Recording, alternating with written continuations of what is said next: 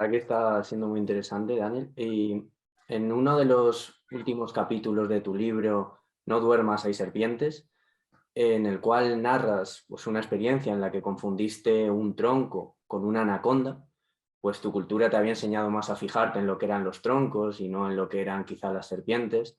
Decías algo así del tipo como los psicólogos conocen bien que la percepción es aprendida en base a nuestras experiencias. Queríamos que ahondaras un poco en esto, en ese tipo de, bueno, en la concepción de la percepción, en todo esto que esbozabas ahí en el capítulo. So in one of the chapters of your book, Don't Sleep, There Are Snakes, in which you talk about an experience where you mistook a log for a snake because your culture had taught you to pay more attention to logs than to snakes, you say something like, psychologists know well that perception is learned based on our experiences. So we wanted to ask you about this, if you could explain more in detail. Yes.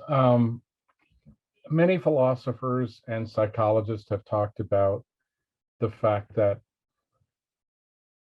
every bit of light that hits our eyes and our retinas and our brains, and the sound that hits our ears and our taste, these all have to be interpreted by our brain. And the interpretation is not just a matter of our brain, but it's a matter of culture as well. What tastes good, what kinds of foods we like. These very often are cultural facts.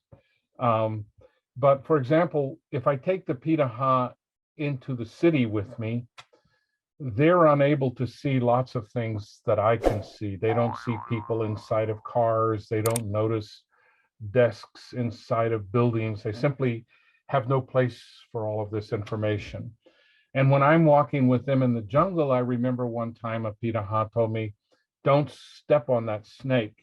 And I looked at the ground and I didn't see anything. And I said, what snake? And he said, that one right there. And I still wasn't seeing it. So he took his bow and arrow and he shot the snake and he pulled it up and showed me with an arrow through its head. He said, this snake, don't step on this snake. And they find it amazing that I couldn't see it. But you know, the snakes are about the same color as the leaves and everything. They hide, they blend in. So we find, and you see this in courts in the US and in Europe, witnesses see different things, even though the same event has occurred, 3 witnesses will describe it 3 different ways.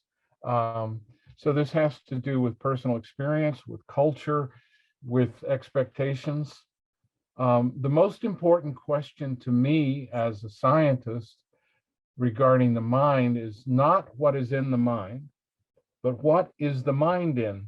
What culture is the mind found in? Because that's going to answer a great deal of questions that are important.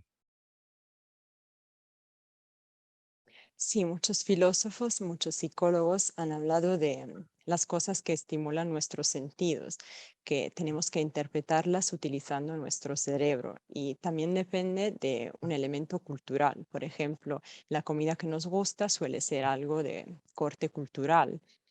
Si yo fuera con los Pirahã a la ciudad, ellos no verían cosas que para mí es muy fácil ver. Por ejemplo, las personas en los coches o los escritorios en los edificios, y lo mismo me pasa a mí en la jungla cuando estoy con ellos. Recuerdo que esa vez me dijeron que tuviera cuidado porque había una serpiente, pero yo no podía verla. Y les pregunté, ¿pero qué serpiente? Y al final tuvieron que matarla con una flecha y enseñármela, porque no podía verlo. Y eso parecía muy raro, pero la serpiente tiene el mismo color que las hojas. Entonces, esto pasa también en los tribunales en Europa, en América. Las personas, los testigos ven cosas diferentemente. Y esto depende de la cultura, de la experiencia personal, de las expectativas. Yo pienso que lo más interesante acerca de la mente no es lo que está en la mente en sí, sino la cultura que está en esa propia mente.